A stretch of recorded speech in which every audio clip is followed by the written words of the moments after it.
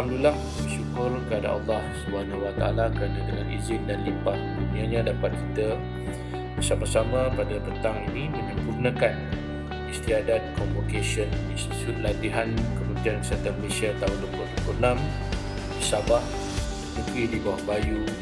Tahniah dan syabas kepada semua graduan yang diraikan dalam sidang kedua petang ini. Saudara dan saudari mewakili kepelbagaian kekuatan KKN daripada kejururawatan, farmasi, kesihatan persekitaran, teknologi maklumat perubatan, kesihatan dan sains perubatan serta pendidikan. Syabas dan tahniah kepada semua para graduan.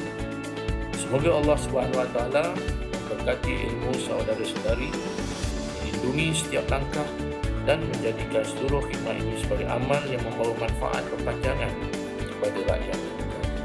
Maka dengan lafaz yang mulia Bismillahirrahmanirrahim, saya berdasarkan kuasa yang diberikan oleh Lembaga Pendidikan Kementerian Kesihatan Malaysia sukacitanya mengisytiharkan istiadat convocation Institut Latihan Kementerian Kesihatan Malaysia tahun 2026 bagi zon Sabah, sidang kedua dimulakan.